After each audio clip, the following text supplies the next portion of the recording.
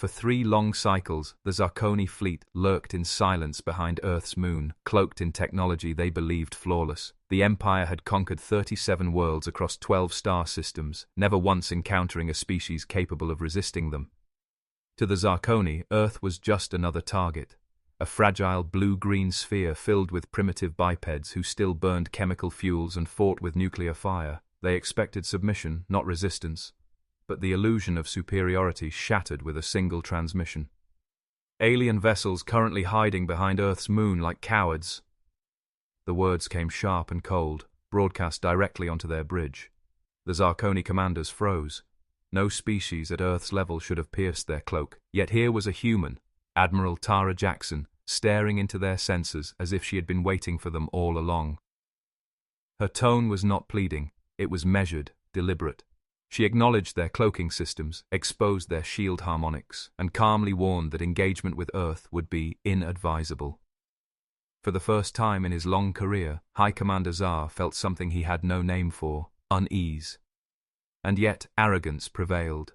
The bridge erupted in mocking laughter, their ridges quivering with amusement at the human audacity. To them, this was no warning, it was a bluff. What could a world barely out of its atmosphere do against the might of the Zarkoni Empire? The order was given, the invasion would begin. The Zarkoni believed the humans were prey. They had no idea they were about to awaken predators. The Zarkoni had heard the warning, but they dismissed it as a primitive bluff. Admiral Jackson's calm words about shield weaknesses and tactical awareness only amused them further. How could a pre-FTL species possibly know such details? The consensus on the bridge was unanimous. The humans were posthumous. Ring, attempting psychological warfare with the tools of a child. With contemptuous laughter still echoing off the metal walls, High Commander Zar gave the order to proceed. From behind the moon, the full weight of the Zarkoni armada revealed itself. 300 warships, their angular hulls glinting in reflected sunlight, accompanied by swarms of dropships poised for planetary descent. To the humans below, it must have been a terrifying sight, a wall of steel and fire blotting out the heavens. The plan was simple: strike Earth's largest cities first, overwhelm their meager defenses, and install a puppet planetary government under Zarkoni authority. Minimal bloodshed was required. After all, the Empire needed human workers for mineral extraction, not annihilation. Resistance, they believed, would crumble within hours. As the invasion fleet mobilized, Zar scoffed at the humans' Protocol Omega transmission. To him, it was a final, desperate act, a hollow attempt to bolster morale before inevitable surrender. But Zar had underestimated one crucial fact: humanity was not preparing to beg. Humanity was preparing to fight. Protocol Omega was not a speech. It was the activation of a global war plan, one the aliens had never anticipated. The invasion had begun, but the script would not unfold as the Zarkoni expected. The first wave of Zarkoni dropships pierced the atmosphere in perfect formation, 50 vessels, each carrying 200 elite soldiers. They descended like falling stars, blazing streaks across the night sky. To the Zarkoni, it was a spectacle of terror. To the humans, it was a signal. Protocol Omega was now in effect. Instead of chaos, Earth answered with fire. On the ground, hidden installations awakened. Massive hangars opened across deserts, mountains, and abandoned cities, revealing weapons the Zarkoni had never catalogued. Blinding plasma beams erupted from fortified positions, striking the invaders with impossible precision. Entire dropships were obliterated mid-flight, their debris scattering across the atmosphere. The Zarkoni commanders froze in disbelief. Plasma weaponry was far beyond Earth's supposed technological limits. Their intelligence had shown humans wielding nuclear missiles and crude explosives. Nothing close to this. Yet the evidence burned brightly on their view screens. When survivors finally reached the ground, they expected frightened civilians and scattered militias. Instead, they met soldiers encased in advanced powered armor, their movements seamless, enhanced by cybernetic interfaces. These warriors tore through Zarkoni troops with brutal efficiency, their weapons cutting through alien battle armor as though it were cloth. Communications intercepts soon revealed the truth. Project Lazarus. A decade-long initiative launched the moment humanity confirmed alien observation. While the Zarkoni laughed at Earth's entertainment broadcasts, humanity was preparing for war. building weapons in secret, training soldiers in silence, and waiting for this very moment. The prey had not just sharpened their claws, they had forged themselves into hunters. The Zarkoni invasion fleet expected resistance to collapse quickly, but instead, chaos consumed them. Their towering warships, once symbols of unstoppable conquest, suddenly found themselves under attack by weapons and strategies they could not counter. At first, the aliens tried to adapt. "Scatter formation!" High Commander Zar roared as Earth's plasma strikes burned through their dropships. But the humans had already anticipated this. Across the globe, coordinated beams lanced upward, each one calibrated to exploit the very shield harmonics Admiral Jackson had warned them about. Weaknesses the Zarkoni had dismissed as bluffs now became fatal vulnerabilities. As the battle raged, swarms of microscopic drones, so small they slipped past energy shields unnoticed, latched onto Zarkoni hulls. These nanite wasps, as humans called them, drilled through armored plating, burrowing into engines and reactors. Ships that had stood unchallenged for centuries sputtered, caught fire, and died screaming across the sky. On the ground, things grew worse. Enhanced human soldiers moved with terrifying coordination, cutting through elite Zarkoni units.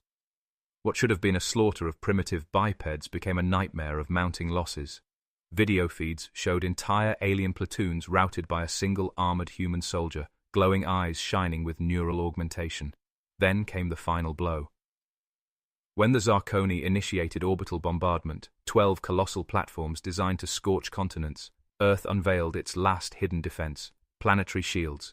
Invisible barriers caught the beams, bent them, and hurled the devastation back at the attackers. In an instant, a quarter of the Zarkoni fleet was annihilated by its own weapons. The Empire had not just underestimated humanity, they had walked willingly into a trap centuries in the making. The Zarkoni Empire had never known failure. They had reduced civilizations to ash, toppled empires older than Earth's pyramids, and marched unopposed across 12 star systems. But over Earth, in less than a single planetary rotation, their invincible armada crumbled. Panic spread across their fleet. 30% of dropships were already destroyed before touching ground. Those who landed found themselves surrounded, hunted, and annihilated by human forces wielding weapons that sliced through alien armor like paper. Soldiers enhanced with cybernetics, once thought impossible for morally bound humans, moved faster and struck harder than the most elite Zarkoni warriors. Project Lazarus had made monsters of men and angels of war. Above, the once proud warships fared no better. Swarms of human craft, smaller but faster, poured from hidden bases across the planet and even from orbital stations disguised as satellites. These ships were not entirely human in design. Zarkoni sensors recognized Proxima and Venturi engineering, stolen and remade into something sharper, deadlier, and terrifyingly efficient. Humanity had not invented alone. They had learned. They had adapted. Admiral Jackson's transmission returned to the Zarkoni flagship, her calm voice cutting through the chaos like a blade. "Withdraw now, or face annihilation." High Commander Zar, humiliated, screamed defiance. "Never!" But his words tasted hollow even to himself. As more warships fell, his officers cast nervous glances, their ridges trembling with a new, alien emotion: fear. When the order finally came to retreat, half the invasion fleet was gone. Entire legions had been abandoned on Earth, and humanity's final message struck harder than any weapon. "You have sealed your fate. Not ours, Commander. Yours." The halls of the Zarkoni Imperial Palace were built to dwarf lesser beings, towering obsidian columns, carved reliefs of conquered species kneeling in eternal submission, ceilings painted with 1,000 years of victories. But to High Commander Zar, freshly returned from Earth, those walls felt like a tomb. Each echo of his claws against the mosaic floor was a reminder of failure. Before the throne of Emperor Vexor, he knelt, his 6 eyes lowered in shame. The Emperor loomed above, massive even for his kind, his voice rumbling like tectonic plates. "Explain," Vexor demanded, "how the mighty Zarkoni Empire lost half its invasion fleet to apes who cannot even colonize their own moon." Zar faltered. He spoke of hidden weapons, cybernetics, plasma defenses, planetary shields. He spoke of deception. The humans had worn the mask of weakness while forging weapons of annihilation in the shadows. But the Emperor's fury only deepened.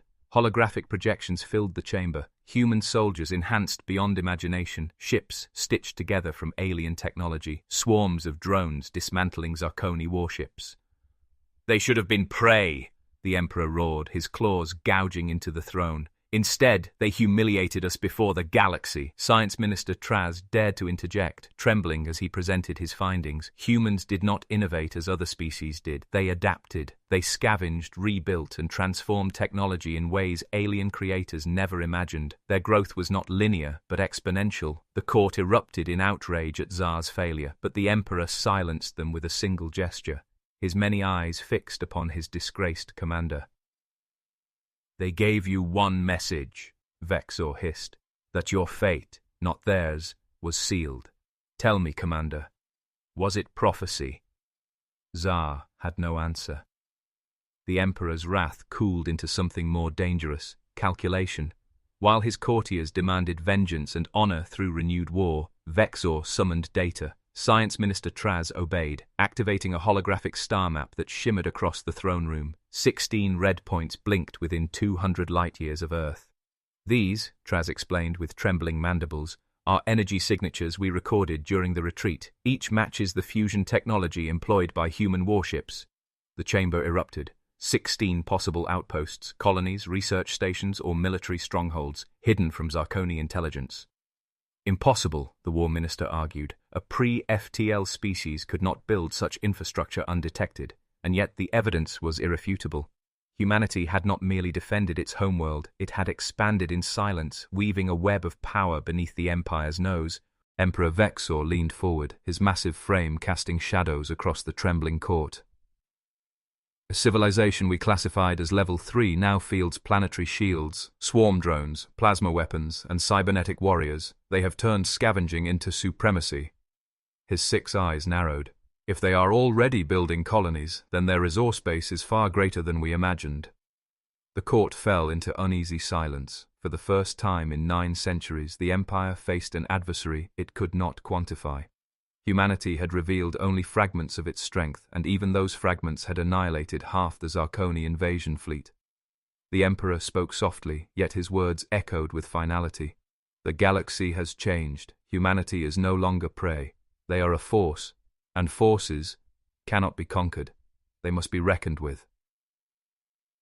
The Zarkoni expected humanity to celebrate victory with arrogance, but what followed was far more chilling. Months after the failed invasion, the Empire dispatched a lone diplomatic vessel, Peaceful Overture, to Earth, not with weapons, but with apologies.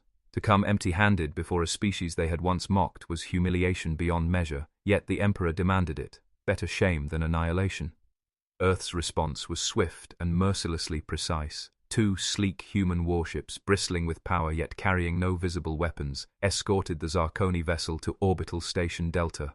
Inside, Commander Tsar faced leaders he had once dismissed as primitive apes. Admiral Jackson was there, her calm gaze unchanged. Secretary General Patel welcomed them coldly. "6 months ago you came to conquer us. Today you come seeking peace. Why?" The answer was bitter but honest. Humanity had forced the Empire to re-evaluate. They were no longer a weak species, they were something new. Then came the revelation. Hangars opened across Earth's surface and colonies. Vast fleets of starships, hybrids of Proxima, Venturi, and even Zarkoni technology rose from hidden bases.